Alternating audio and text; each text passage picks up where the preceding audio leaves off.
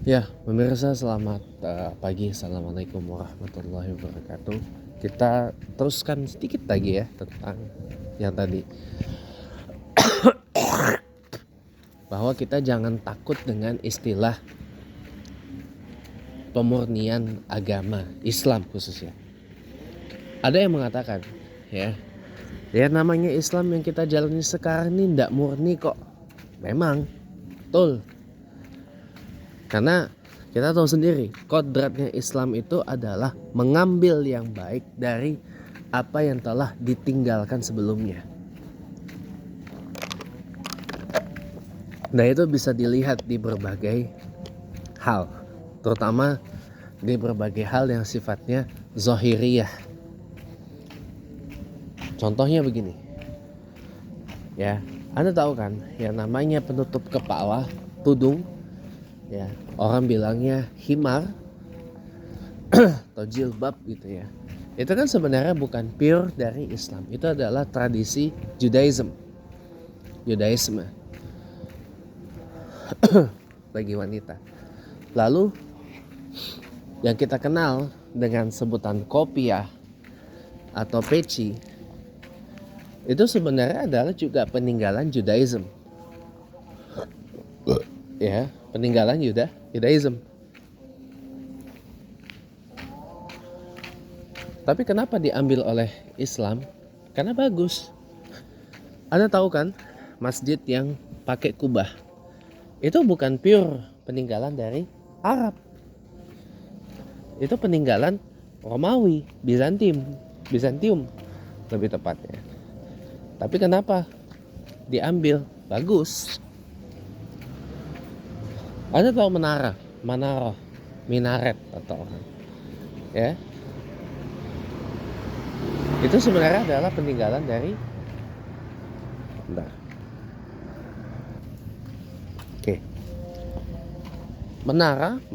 minaret itu sebenarnya adalah peninggalan dari, kata orang ada yang mengatakan peninggalan Majusi, tempat penyembahan api tadi.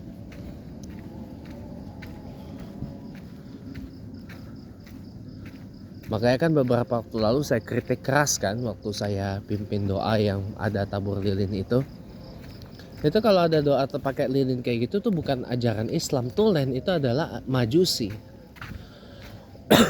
Ajaran orang Majusi kayak gitu.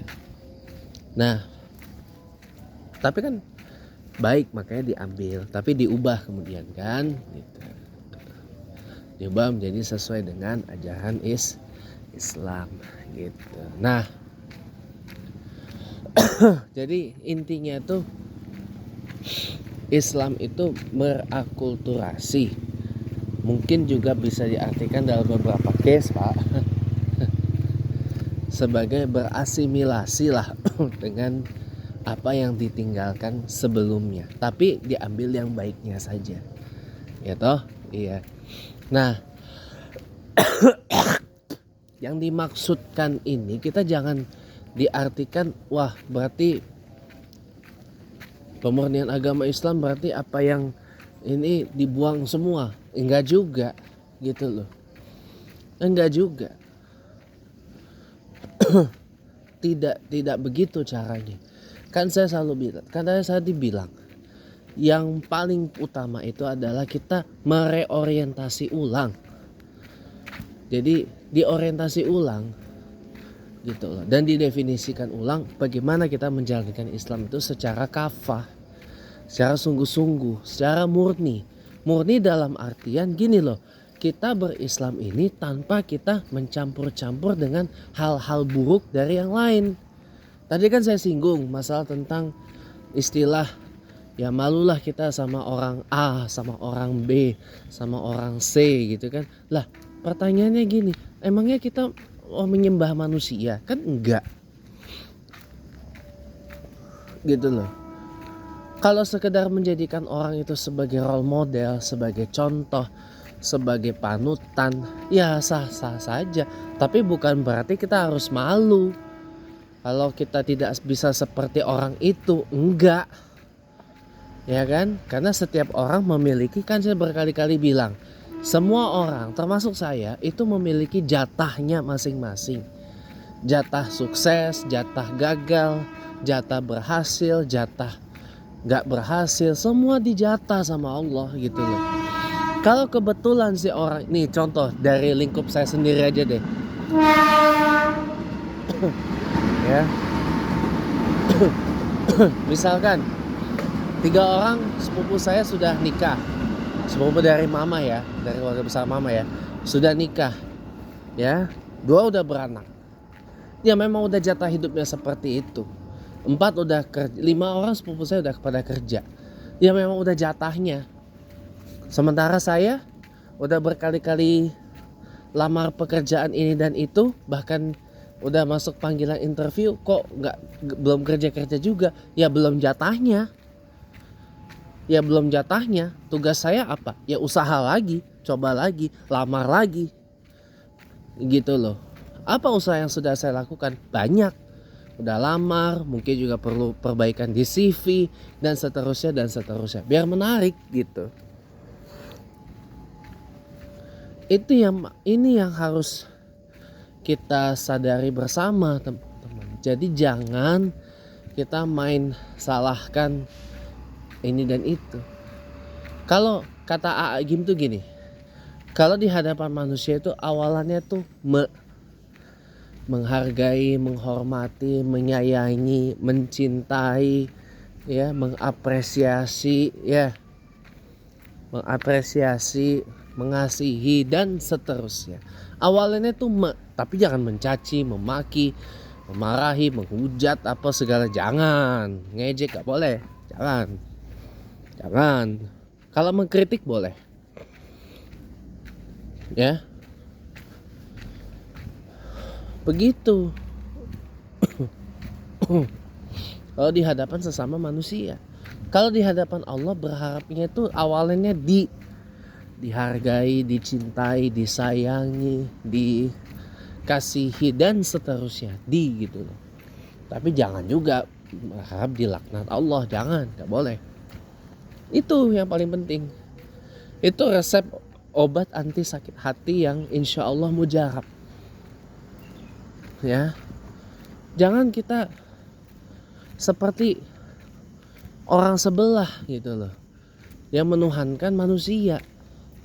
Manusia itu tidak untuk dituhankan. Ya, mohon maaf, orang tua kita sendiri juga bukan untuk dituhankan. Berbakti wajib.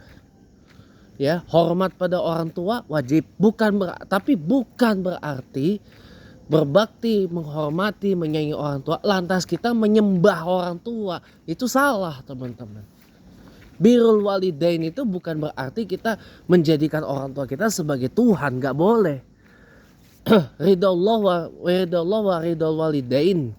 Ridha Allah, ridha orang tua bukan juga berarti kita lantas menyembah, menjadikan orang tua itu sebagai Allah juga, gak boleh kan. Jangan ada sesembahan lain selain daripada Allah, ya kan. Gak boleh. Namanya orang tua itu manusia, bisa salah, bisa benar, bisa salah. Pun begitu juga dengan anak. Anak itu juga punya salah, punya kelebihan. Apalagi kita manusia ini kan tempatnya salah, tempatnya hilaf, tempatnya lupa. Ya toh, iya. Tugas kita ini kan sebenarnya cuma saling mengingatkan aja kok. Watawassaw bil haqqi watawassaw bis sabr. Selesai. Kita ingatkan, kita nasihatkan dengan betul, dengan apik, dengan baik, tapi juga dengan kesabaran. Tugas kita tuh itu sebenarnya. Kewajiban utama kita tuh itu sebenarnya.